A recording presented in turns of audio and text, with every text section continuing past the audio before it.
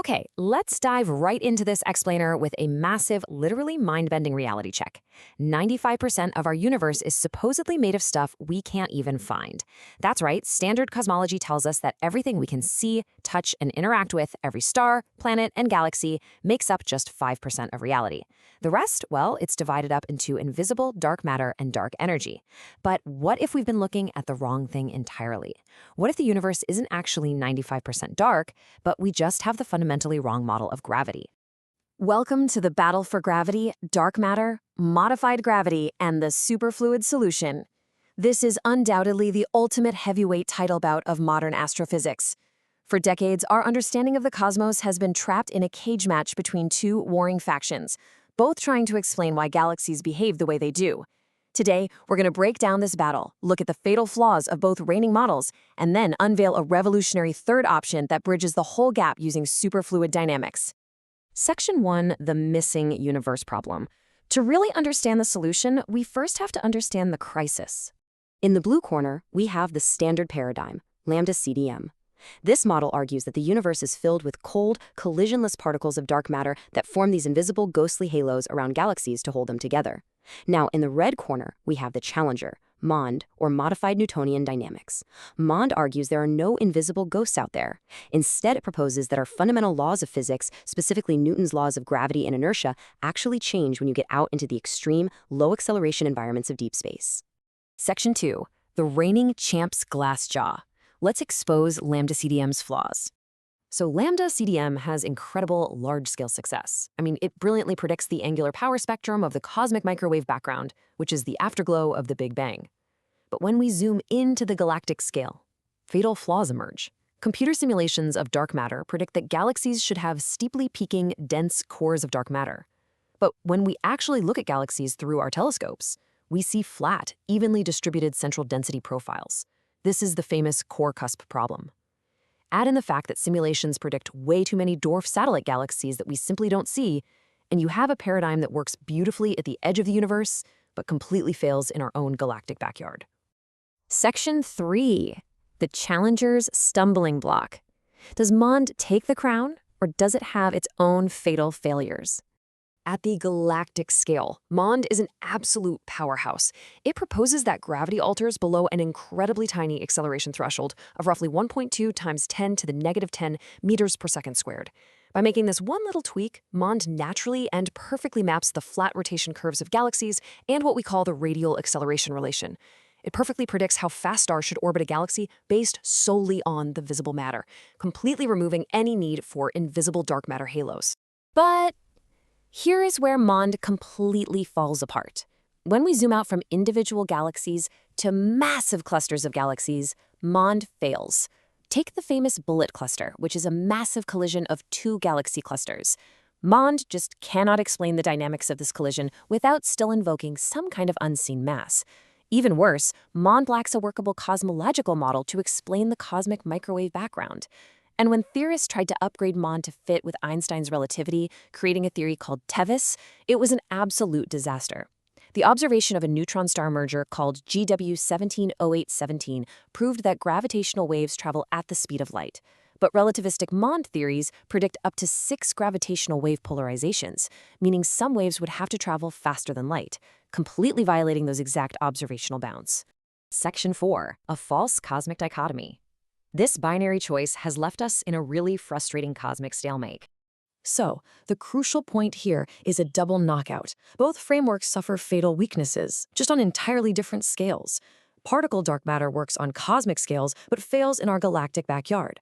Modified gravity works on galactic scales, but fails on cosmic and cluster scales.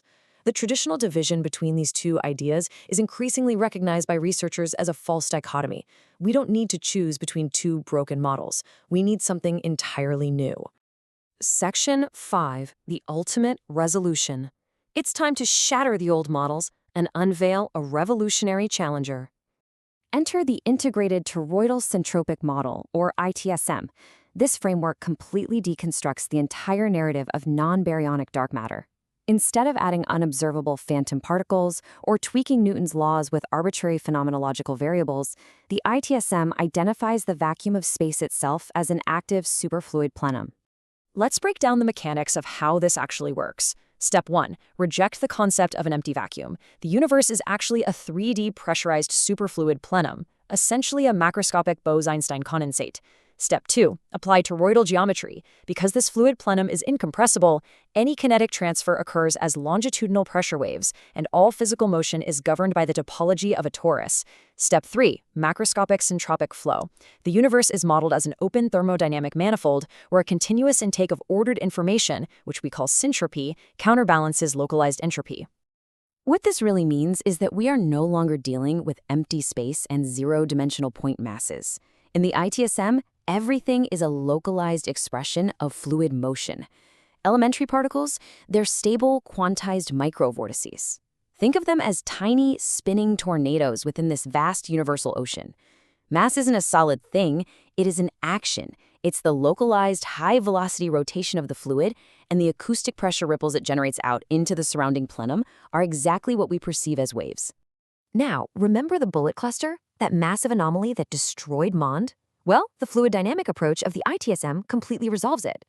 Rather than modeling gravity purely as the curvature of empty spacetime, the ITSM uses an acoustic stress tensor. Localized directional fluid pressure and vector shear naturally bend light. This means the kinematic separation we see in the bullet cluster isn't proof of collisionless dark matter particles at all. It's simply the fluid dynamic consequence of an acoustic wake in the superfluid plenum. Boom! The mystery is solved. Section 6. Zero free parameters. This is perhaps the absolute most powerful and elegant aspect of the entire ITSM framework.